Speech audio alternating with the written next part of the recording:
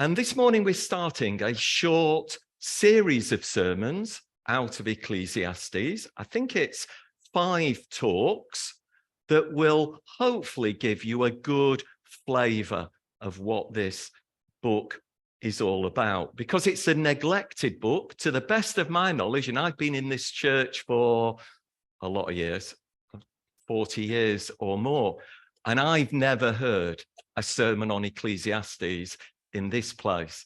So, and I think for many churches, it is neglected. And there is perhaps a reason for that. Some see Ecclesiastes as a bit of a negative book, a pessimistic book, a bit bleak, a bit defeatist.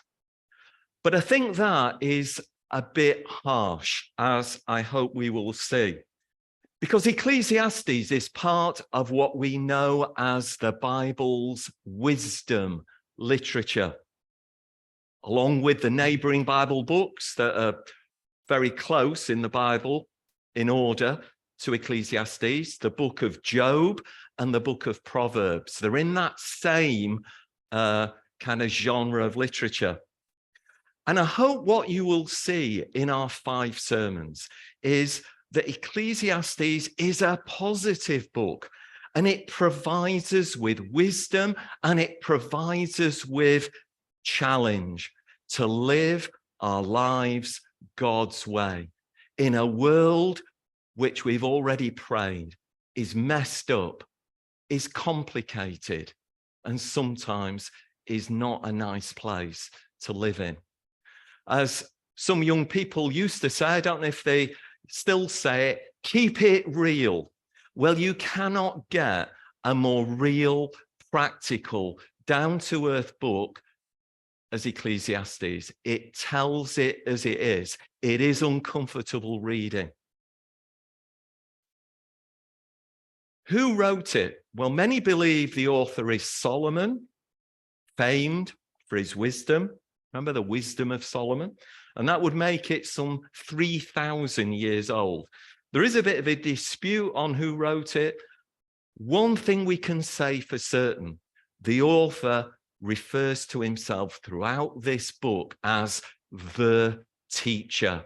He is teaching us wisdom for life. And we're going to focus on the first chapter this morning, but it's a bit of a spoiler alert. You know, like people sometimes do. They get a book, they read a little bit to start with, and then they think, oh, I'm just going right to the end. You know, the detective mystery. I want to know who's done it. So they go to the end and go, oh, I don't know if it's worth reading now. I know the end. So I'm going to take you to the end, the last 2 verses, because it says, in conclusion, when we get to the last 2 verses. So, are you ready? Here we go. So it's going to appear on the screen. Chapter 1. The words of the teacher, son of David, king of Jerusalem. Meaningless, meaningless, says the teacher. Utterly meaningless. Everything is meaningless. What do people gain from all their labors at which they toil under the sun? Generations come and generations go, but the earth remains forever. The sun rises and the sun sets and hurries back to where it rises.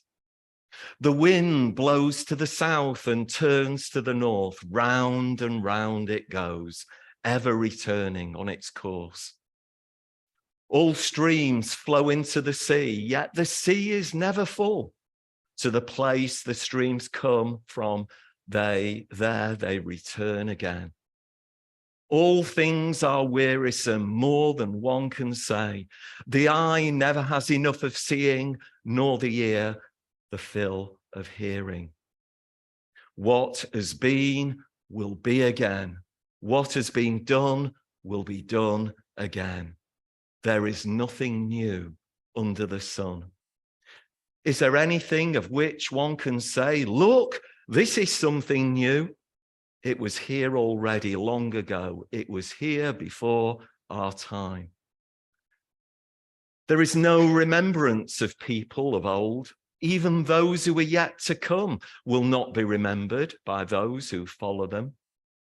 I, the teacher, was king over Israel in Jerusalem.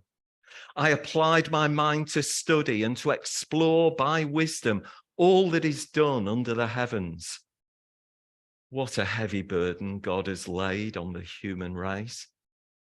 I have seen all the things that are under the sun. All of them are meaningless, a chasing after the wind.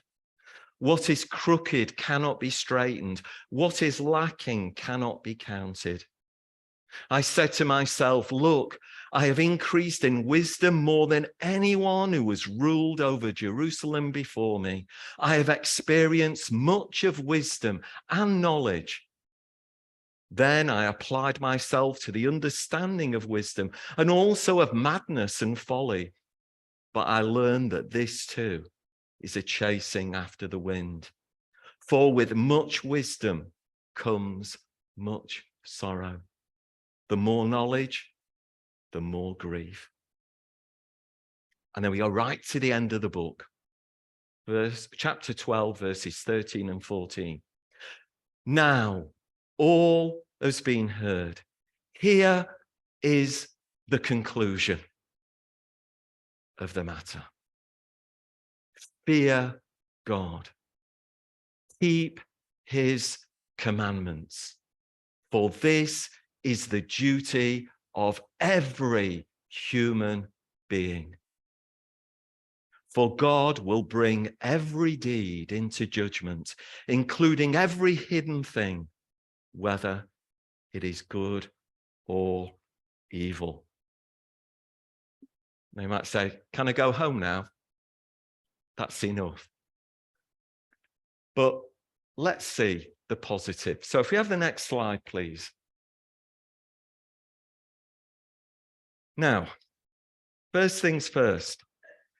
As the saying goes, there is an elephant in the room, something that we cannot avoid confronting.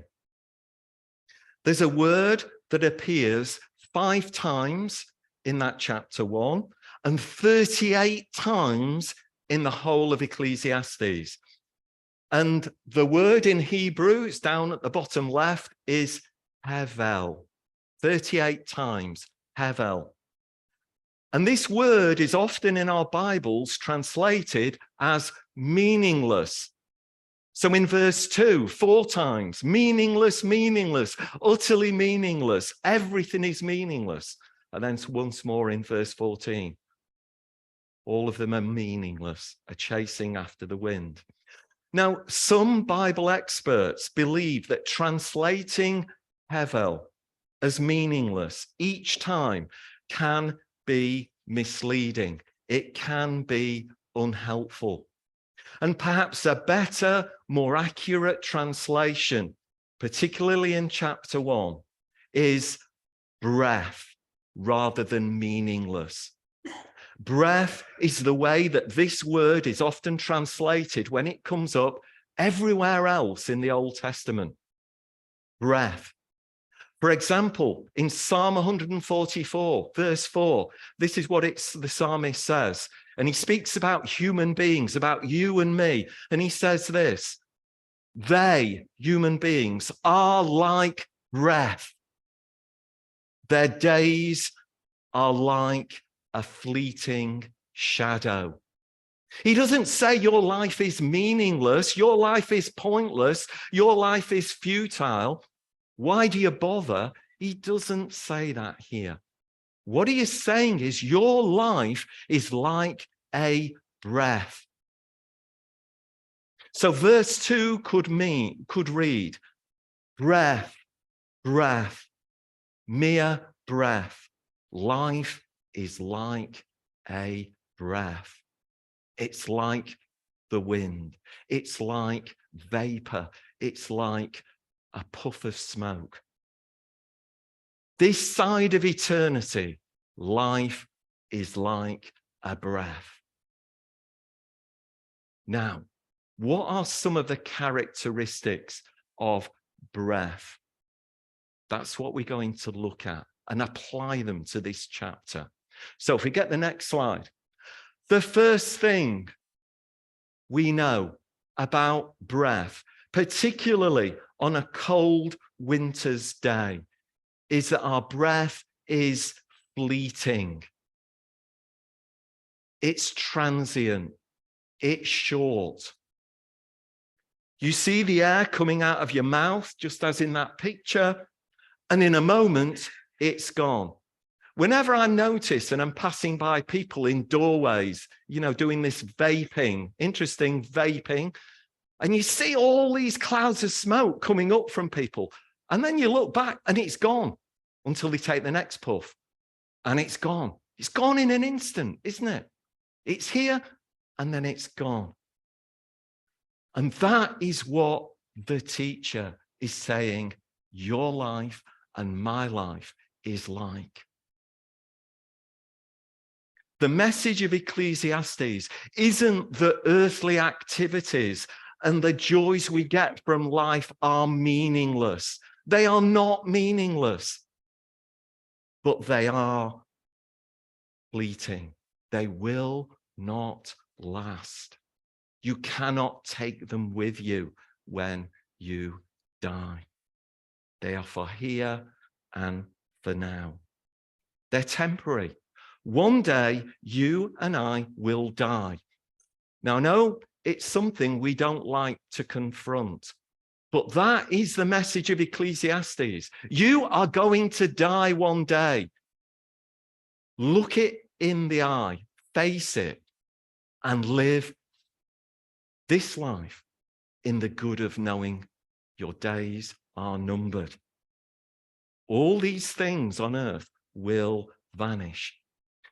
In verse 4, the teacher says that generations come and go. And in the New Testament, this thought is repeated. It's repeated several times in the book of the Bible we've just been in, James. This is what James says, chapter 4, verse 14. What is your life? You are a mist. You see the same idea? A vapor, a breath. You're a mist that appears for a little time and then does what? Vanishes. That's what he says. That's the New Testament. What is your life? You're a mist that appears for a little time and then vanishes. And in verse 11 of our passage, the teacher tells us there's no remembrance of people of old, even those who are yet to come, who have not even been born, those babies that come into the world. They won't be remembered by those who follow them. Now you're thinking, of course I'll be remembered. My wife will remember me. My husband will remember me. My children will remember you. Yeah, okay. But what if you have any about your great-grandchildren or your great-great-grandchildren? Will they remember you? Do you remember your great-great-grandfather? Do you even know who he was? Well, let's go one further back. Your great-great-grandfather. What, we're going back 100 years? Do you know? 120 years, 150 years, 200 years? Get real, he says. Face the world and reality as it is. All our hard toil, all the contributions that we make, all my sermons, they'll be forgotten. You will be forgotten.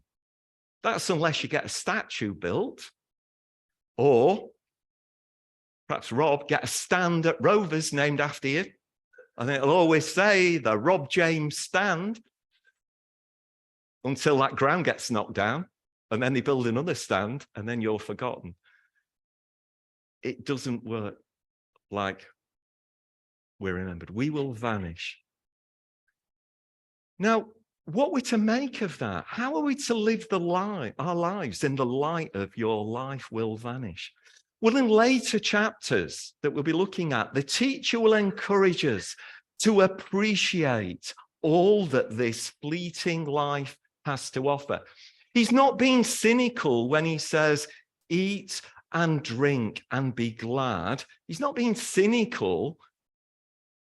He's being, that's the way God would have it be.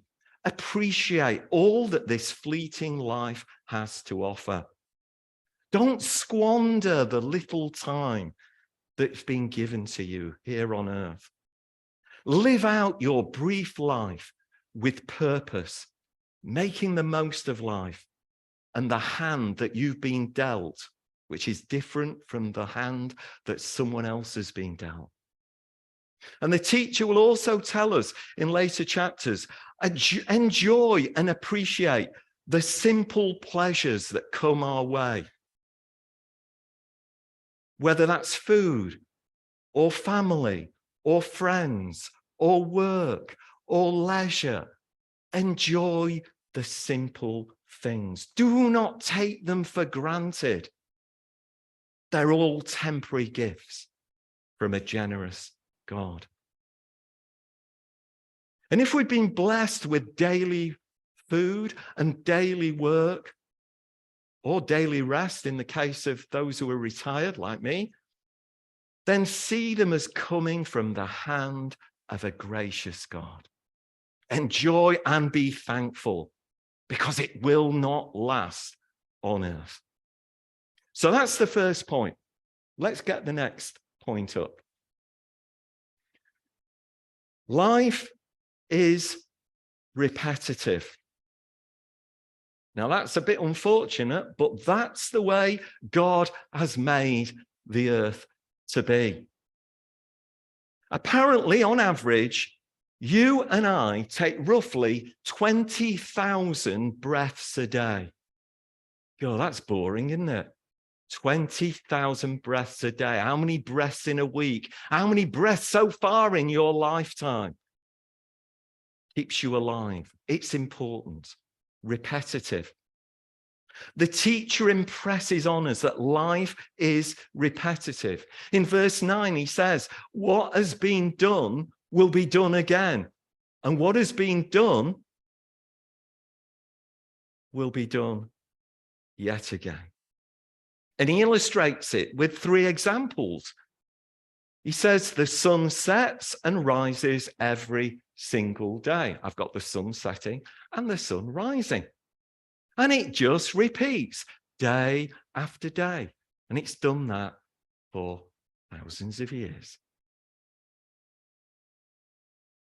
The wind blows and goes round and round and round and round, day after day. Rivers, we're told, there's a little diagram. Rivers flow into the sea, as my little animation shows. And water evaporates and then falls as rain, which returns to the river. And so the cycle repeats day after day, year after year. That's what the teacher says. And human beings are no different when it comes to repetition. We repeat the same things over again. You get up in the morning, you clean your teeth, you have your breakfast. Even you may have the same breakfast every single day. And then you go to bed, and then you get up. And now you may say, God, isn't life boring? And then what happens when we don't accept that this is the way God has made life? Oh, we want to change. We want to move house. We want to do that. We want to do the other. We are not satisfied, are we, as human beings, with the fact that life is repetitive. It's the way God has made it. You're born, you live, you die. Every single person. Life repeats. It's a roundabout for everyone. And in later chapters, the teacher calls us, encourages us to embrace life's repetition. Enjoy, be thankful that you can eat day after day, that you are still breathing day after day. Because if you're not, something's gone wrong. Get yourself to A&E quick. Next point. Let's go to the next one. The next thing that the teacher wants to get through to us is life is uncontrollable. It's often uncontrollable. Life is impossible to grasp hold of. It's just like our cold breath, just like those pictures there. He says life's like chasing after the wind. Will you ever catch it? No, you won't. You'll never get hold of the wind. You will never get hold of your breath. It can't be done. It can't be grasped. Our lives can be frustrating. They can be uncertain. They are fragile. Often when we try to control and plan life, we fail. It's a lesson that you've had to learn, I've had to learn in the last few years of COVID. All those plans we may have had on hold for 2 years are actually just totally cancelled. What was in your diary didn't happen. Plans and diaries defunct. You plan. In James, he says, you plan, you say you're going here tomorrow, you're going there tomorrow. Do you really know? God knows. You don't. You are not God. We cannot predict, let alone control the future. And even the most solid fixtures in your life can disappear in less time than it takes to blink. That's true. That's a fact. And that makes us feel vulnerable. At times, the world can seem an unjust place, a cruel place, a tragic place. We live in a world where bad things happen to good people and good things happen to bad people. That's the way it is. As we've already prayed, this past week, we've witnessed the tragedy of thousands losing their lives in those devastating earthquakes in Turkey and Syria, with thousands more injured and homeless. I'm sure they're not all bad people. I'm sure many of them are good people. Yet bad things have happened. Things that were uncontrollable by human beings. Elsewhere, the war grinds on in Ukraine. So much pain and suffering. All seems out of control. And in verse 17, the teacher tells us that even as he sought wisdom, and he says, I've got wisdom and I've got knowledge. But he's implying that even he cannot understand and get to the bottom of tragedy and suffering and injustice. And these are tough questions, and they often and will remain unresolved, no matter how much wisdom we think we've got. And that's what the teacher is saying. And he's really implying, I may have wisdom, but I am not God. And that's the application for us. What we do know is that God is God. Jesus is seated on the throne.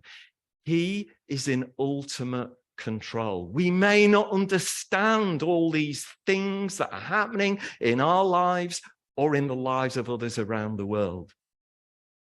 But this is true. Our times are in his hands. Things do not fall through his hands. He can be trusted when our lives are uncertain and life appears to be out of control and slipping through our hands. So let's just move on as we reach near the end. The thing that we have to remember, the teacher says, is that our lives on earth are overshadowed by events that came near the beginning.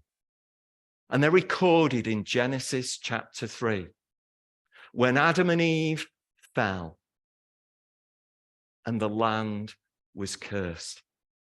The fall of humankind in the Garden of Eden has consequences for us all.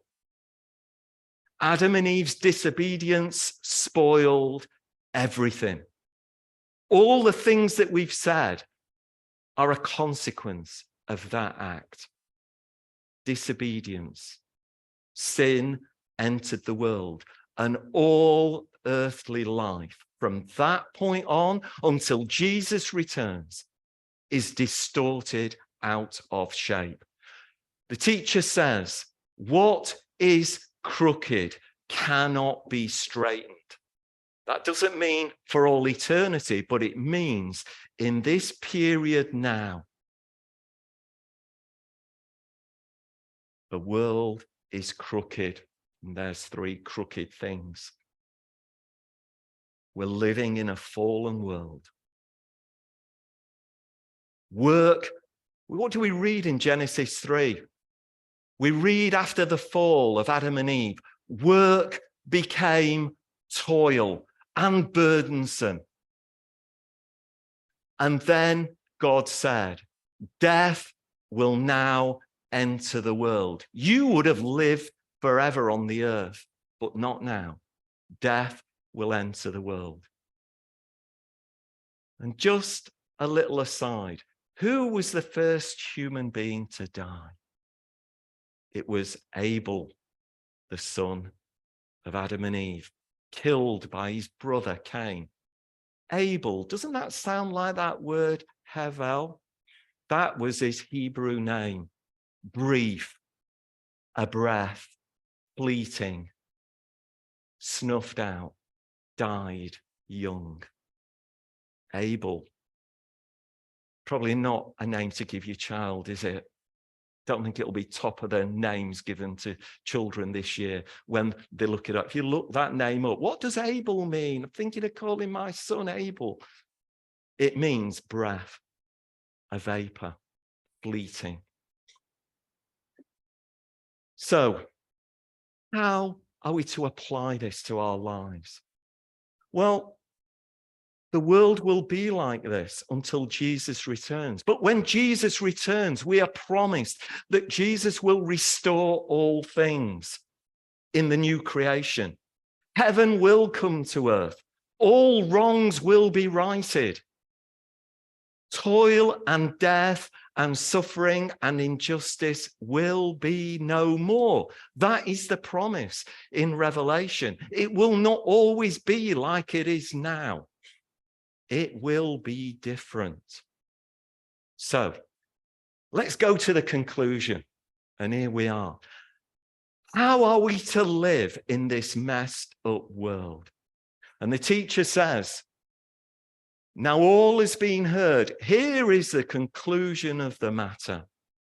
Fear God, keep his commandments. We're to live a life that draws near to God, centers our life on him, seeks to please him and do his will. Many of those things we talked about this morning are doing his will. Live life to the full. See it as fleeting. Don't look down on simple pleasures. Live life to the maximum.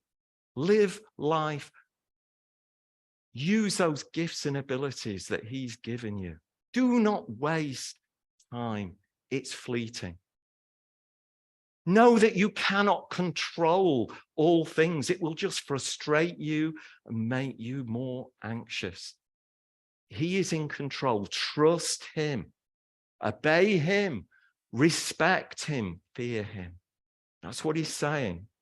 That's the conclusion of 12 chapters. We've only looked at one. And he says, one day, every single person will have to give an account to God. Even the hidden things won't be hidden anymore.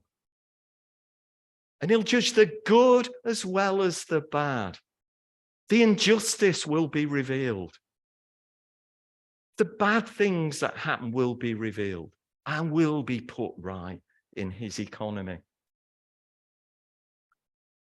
So what's the takeaway? We want our fleeting lives to be well lived, don't we? I'm sure you do.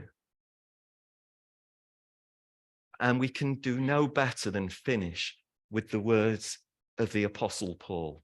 And he said this, which very much sums up, though we know that in the Old Testament, Christ was but a shadow still to come.